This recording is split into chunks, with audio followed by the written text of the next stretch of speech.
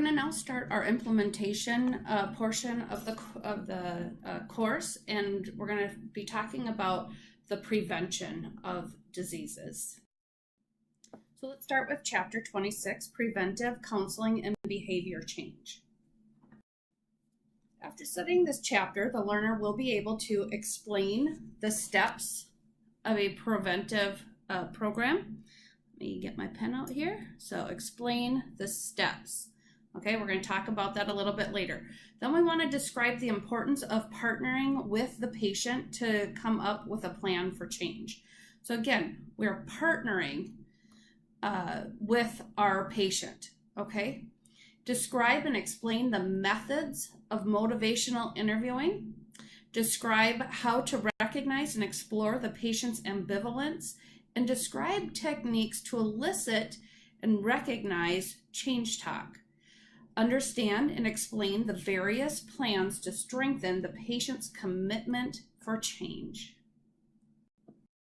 Okay, so steps in the preventive program include assessing the patient's needs. So how are we going to do this? We're going to do this by bringing in all that information from the assessment portion of our ADPI, right? So what does this include? This includes radiographs, our medical histories, our dental histories, and social, our probe readings,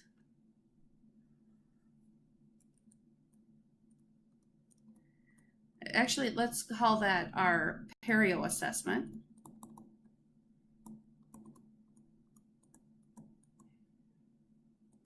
and our risk management, or our risk evaluations of each disease. So our caries process, or dental caries and periodontal risk assessments. Okay, so our chart, everything that we've done so far, now we're going to start putting it all together, and we're going to then create a plan. And a plan is when we apply the information about the patient, thinking about their dental history and their social history, maybe their education level, anything like that, any attitudes about oral care that we've picked up on are now going to be a part of our plan and how we're going to proceed from this point. Okay, then we're going to start implementing the plan. And that's what this section is really about, is the implementation. So we're going to now start initiating our care. So our preventive care, our restorative care, all that. Of course, we're most worried about the preventive care. So we're talking about oral hygiene instructions, the approach to their cleaning, home care instructions. I'm sorry, I already went over that. But anything that has to do with now starting the care, okay? Then we're going to perform clinical preventive services. So what do you think that would include? Well, that would include our prophy. It would also include our fluoride treatments, right? Okay, so just start thinking about anything that's preventive. Removing the biofilm, removing the calculus, applying therapeutic agents such as Arrestin. That's more to arrest disease than prevent it. But think about how are we going to prevent this condition from moving on to the next level. Okay, then we're going to evaluate the progressive change. So we're kind of going through ADPI, right? Here we have assess, plan, implement, evaluate. Okay, what we're missing here is document. Okay, so when we're evaluating the patient, we are going to look and see if the modifications that we made to their home care, or they made to their home care, and the services we provided have worked, have eliminated the bleeding, got that junctional epithelium to have a longer attachment. And so just how is everything going? Okay, this is especially important when we talk about scaling and root planing. We see that evaluation in 4 to 6 weeks. And at that time, we are looking to see if we got a longer attachment, if that pocket has become more shallow. We're really looking to make sure that the bleeding has stopped. And then we're also assessing their biofilm control at home, because without that home part, we can scale and root plane till we're blue in the face, but if they aren't doing their part at home, we aren't going to see change. It's that daily need for removal. Now let's talk a little bit about the short plan and long-term plan of continuing care. So we need to think about how often after scaling and root planing do we need to see this patient. So we're going to look into that a little bit more in upcoming chapters, but do we need to see them every 3 months? Do we need to see them every 4 months? Every 6 months? Generally, we don't let them go back to 6 months. Okay. Also, we often get so tied up in planning for perio maintenance that we kind of miss the component of this patient's at a high risk for caries. They've had cavities at every 6-month appointment for the last 2 years. Maybe we need to see them more frequently. Maybe we need to do x-rays more frequently. So all of this is now going to start coming into play when we're looking at the needs of our patients. So that pretty much sums up our steps in the preventive program. So we have ADPI without the documentation. Okay, so we have API. And then just performing the services and planning the treatment frequency. Patient counseling. So when would we conduct this patient counseling? Well, we want to do it after we've done the assessment. Of course, we need our data in order to counsel our patient. And so we're going to sit our patient down. We're going to evaluate and modify things as needed. Remember, we do need to do this at every single appointment. And what I want you to know is that the follow-up is always going to be based on the goals.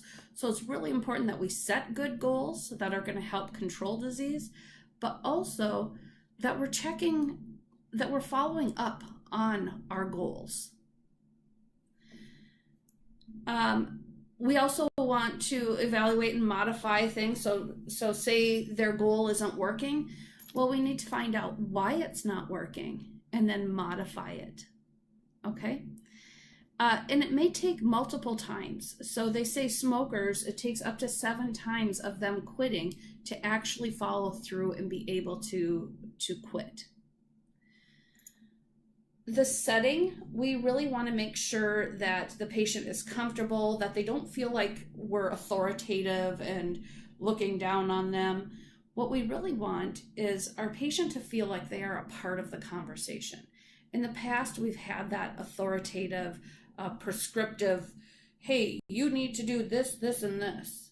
Well, maybe that doesn't fit into their life quite as easy as we all thought it did. Okay?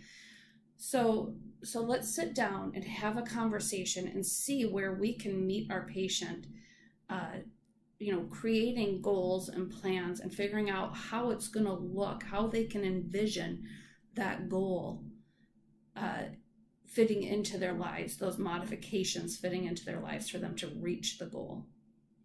So you want to sit them down in the treatment room.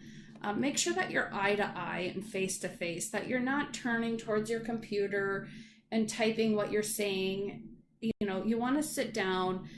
I always have a dry erase marker and I write on a dry erase paper, or take notes on my tray liner, whatever it takes. But I want my patient to know that I'm listening to them, that I'm hearing them, and we're going to work at this together, that it is a team setting. Okay, so we have a few different motivation and behavior change models. We have the behavior change model, and that was kind of developed in the 1950s, and that was just used to explain the unsuccessful attempts of patients to participate in their oral hygiene care program. Later, the model expanded to include patients' responses to symptoms and behaviors. So we still kind of use this model, and it's worked out quite well with the patient. This is kind of that team approach. Then we have our trans-theoretical model, and this suggests that health behavior change involves progress through the 6 stages of change. And you can find those 6 stages. You probably had it in sociology or psychology, I should say. And it's that pre-contemplation, the contemplation, then they're preparing, then they act, and then maintaining. And then we have termination, and that's where the patient no longer has any temptation to, say, smoke again. Okay? I don't know that many smokers, heavy smokers, ever get to that termination where they never ever desire it again, but we do need to be aware of that. And then we have our motivation for health behavior change, and that's for us to kind of work through these 6 stages and kind of see where they're at. Okay? We want them to help us figure out where they're at and how badly they want to change. So let's now move into the motivational interviewing. Oh, here's our health behavior model. Again, perceived susceptibility, what are the chances of getting a condition? And then we have perceived severity, the seriousness of the disease and the effects, perceived benefits. So this is just kind of the educating the patient, okay? Cues to action, strategies to motivate, readiness, and self-efficacy. So again, this was developed in the 1950s, and just suggests that a person's beliefs in a personal threat or illness together would be a person's belief in effectiveness. So this is saying we educate them, and they're going to find it important. They need to know how severe it is and its importance. Okay, so let's talk about the motivational interviewing. I do want you guys to know all 3 of these, okay? So you need to know that the spirit of motivational interviewing elements, PACE, stands for partnership, acceptance, and notice all these start with A. Absolute worth, accurate, autonomy, affirmation. But that is all part of acceptance. Okay? Compassion. Do they believe that we understand? Okay? And that we are committed and they're committed to their needs. All right? Then we have evocation, and that's the commitment to elicit the patient's assessment of their own strengths. So I do this really well. Okay, I brush my teeth twice a day. Okay, but maybe they aren't flossing every day. But we want to just kind of evoke feelings and draw off of what their motivation is for change. All right, then we have our guiding principles, and that is rule. So again, our spirit of MI, so spirit, pace. Okay, so think of school spirit, and we're on the track field. Okay, they're setting the pace for school spirit. Partnership, acceptance, compassion, evocation. Okay, now we're going to go to those guiding principles. We need to resist the righting reflex. think about what that means to you.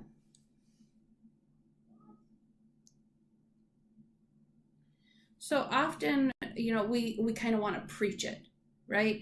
We know what we're doing, so we're going to kind of preach it to them and correct them and make sure that they know that we are the expert and we know this. But we have to resist that because the patients don't respond well to that. We want to understand what the patient's motivation is. Is it finances? Is it to get healthy? Is it personal? What is motivating the patient? Okay? And then we really need to listen to the patient. Patients love providers that listen. I know I love it when I go to the doctor and I can tell my doctor exactly how I'm feeling, whether I have had a temperature, this, that. I don't want them just to go down a checklist and say, okay, did you have a temperature? Did you do this? Did you do that? I don't want that. I don't want that impersonal, just have me as a number, check off the list. I want them to listen to me. And then we want to empower the patient, and we want to support them in their route to autonomy, to wanting to be good, to wanting to be healthy, to wanting to have good oral health and prevent further disease. Okay, so we have spirit of MI elements, PACE, which is partnership, acceptance, compassion, evocation. Then we have guiding principles rule, which is resisting the righting reflex, understanding the patient's motivation, listening to the patient, and empowering the patient.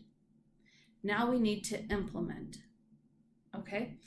And these are steps, okay? So if you look in your book, in my desktop version, not my digital version, it's page 425. And what I want you to see there is that these are steps, okay?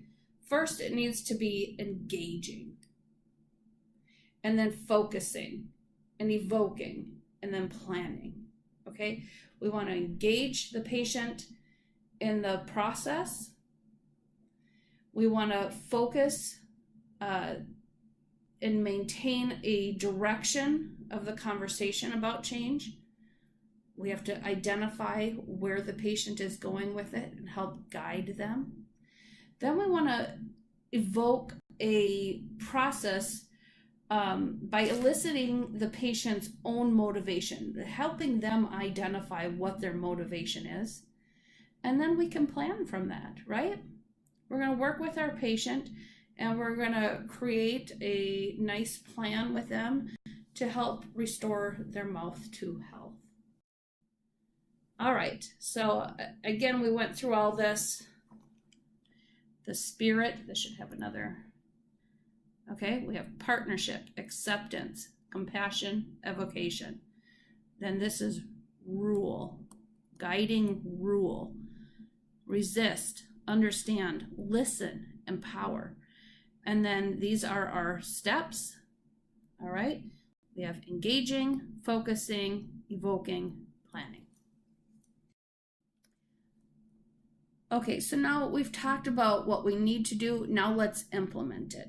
Okay, so first we're going to talk about the information exchange. And that starts with asking the patient permission. Okay, I'd like to review my assessment findings with you. Do you mind if I take a few minutes? Okay, you are now asking the patient, hey, do you mind if I move on with this? Okay, do you mind if we discuss my findings? Then we want to set the agenda. And this is where you're going to kind of let the patient set the agenda. Okay, you found that, so you've done your EO-IO, you've done your perio charting, this should be a comma, perio charting, you've done your dental charting, you've done your radiographs. So you say, do you mind if I take a minute? Sure, go ahead, the patient says. Okay, well, so far we've done our intraoral and extraoral exam. We've assessed your periodontal disease, done our dental recordings. But what I'm finding is that you have, my two concerns is that you have some decay and your gums are swollen. Which would you like to talk about first? Okay. Well, cavity. I'm really concerned about my cavity. Can you tell me about that first? So you're kind of letting them set the agenda, okay? And then once you start talking about these topics, you want to incorporate these core skills. You want to ask them open-ended questions. You want to include affirmations, okay? Then you want to do reflective listening and think about what that looks like. So the patient said, well, I'm brushing my teeth every day and every night.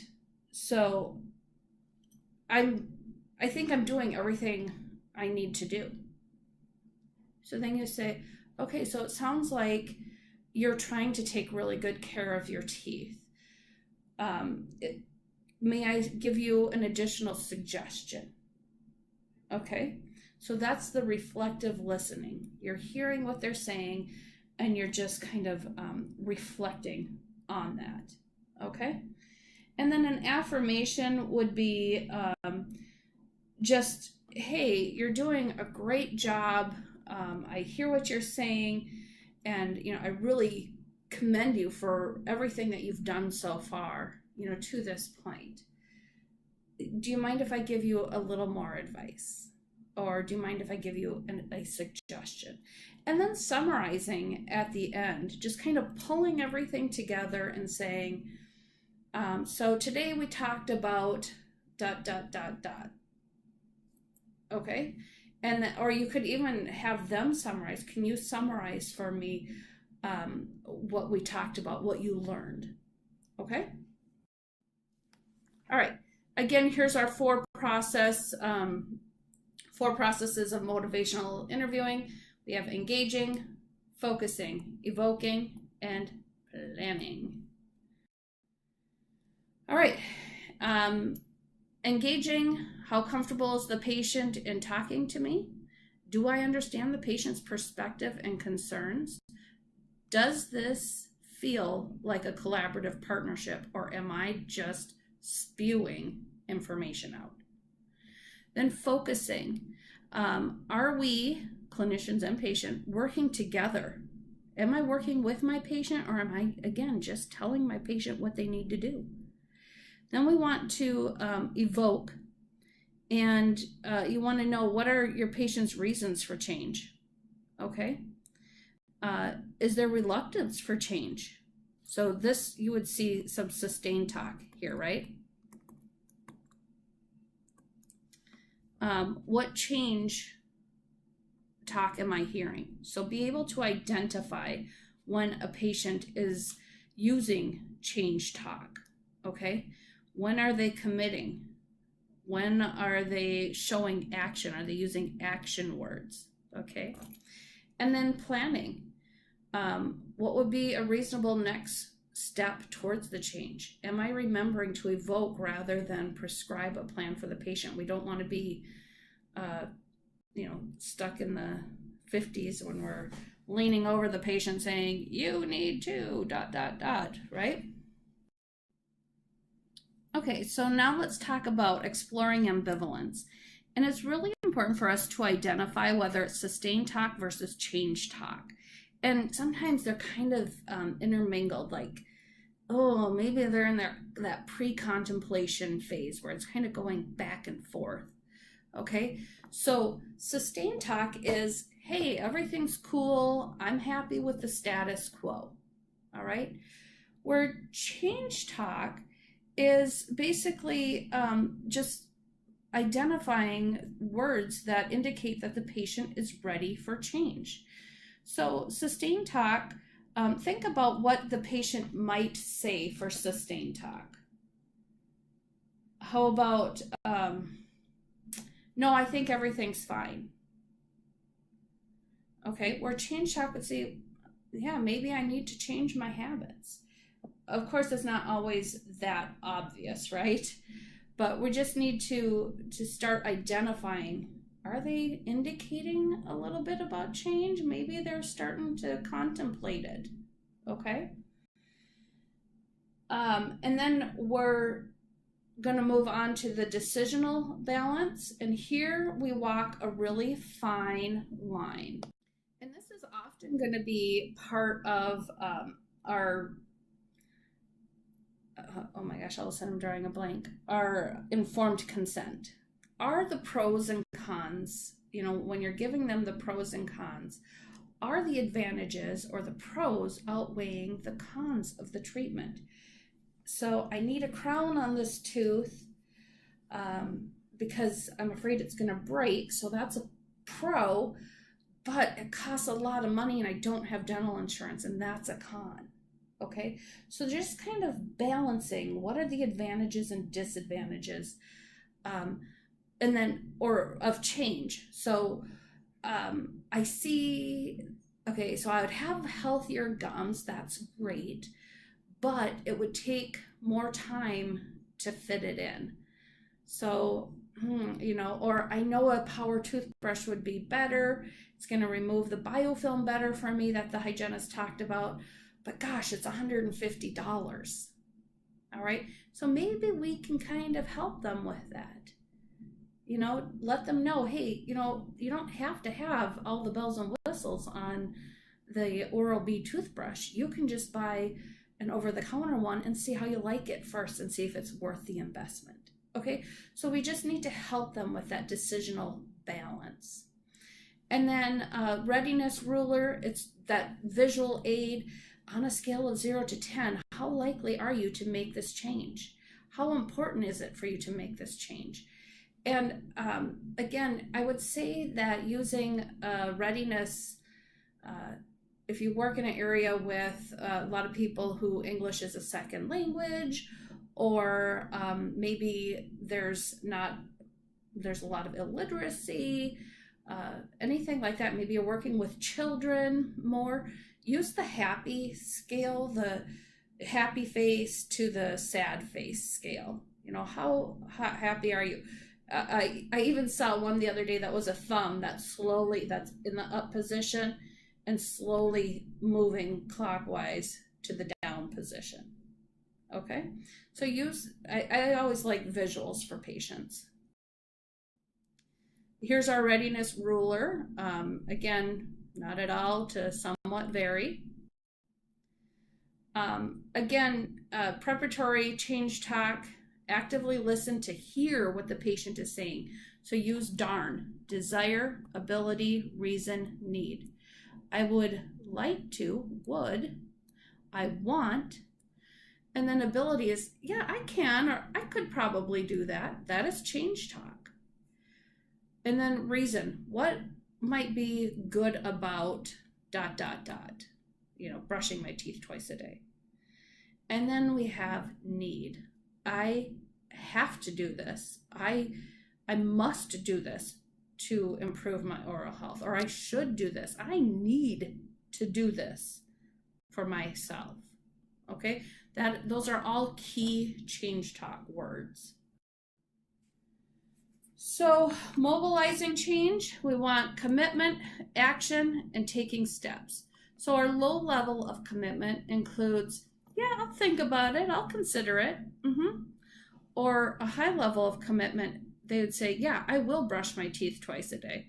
And I promise you, I will brush my teeth twice a day. Okay, that's a high level of commitment. So understanding, not just recognizing the change talk, but the level of change talk. Okay, so action. Yeah, I purchased my Braun Oral-B toothbrush, so I'm going to start brushing my teeth twice a day with an electric toothbrush. Or taking steps would include, I just started flossing. I've only been doing it for a week or two, but I'm heading in the right direction, right? So this would be, you think about this taking steps and action. These could be on our evaluation, right? When they come back, either in 6 months, or if they're coming back for another quadrant of scaling or root planing, or coming back for their 6-week re-eval. Yep, how are we doing reaching our goals of brushing twice a day? Well, I've purchased the toothbrush, and so far, I have started brushing twice a day with it for 2 minutes. Okay, great. They've done the action, and they are taking steps towards continuing with their change. So strengthening commitment, the plan, we want a clear plan where the patient knows exactly what they need to do and what they want to do, okay? And that's why that partnership is so important. Then we want to make sure that the patient knows how to accomplish this. So how are they going to brush their teeth? How are they going to floss? Like when, how are they going to fit it into their schedule? And then exactly how should they be doing it? And then, obstacles arise, and we know this, and we just need to kind of hit the reset button and say, okay, you know what, today's a new day. Let's reset our goals, okay? And then several clear options. So, this is our best option. This is another option. Prioritize what needs to be done for the patient and what needs to be done by the patient, okay? And this is done by setting an agenda and helping them choose the plan. And then brainstorming is where you're really working with the patient, because maybe neither of you has a really clear plan. And so we're going to just kind of brainstorm together to make sure that the plan and the agenda is what the patient wants, okay? And that it works with our agenda also. So when you're talking about pediatric patients, just be sure that the adult or patients with caregivers, just be sure that the caregiver or the adult is also in on the conversation and helping with the change talk and the plan. Because a child can say, yeah, I'm going to brush twice a day, but maybe mom's brushing their teeth still, and mom's saying, you know what, I only have time in the morning, okay? Or I don't have the money to go buy them a spin toothbrush. So we want to make sure that they're involved in that treatment planning. All right, there are plenty of resources for you guys to get more on motivational interviewing and training, coaching, however you want to say it. You can find a lot of workshops.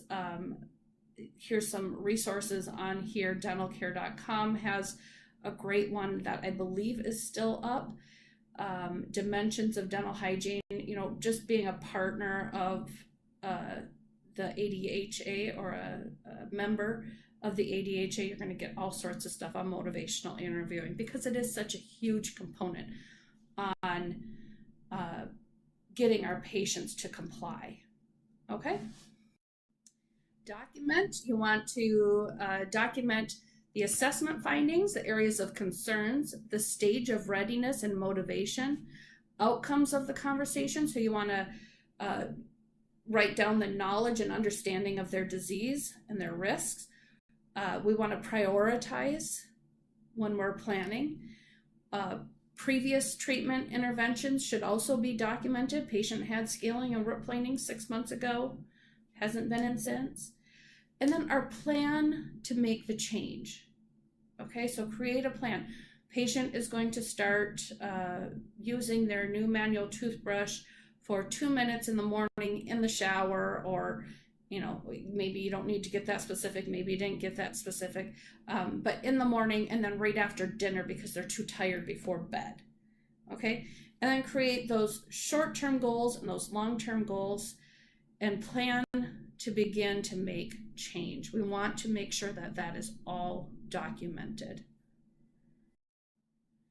Factors to teach the patient that it's really important to have a relationship with the hygienist and to work together on creating a plan together.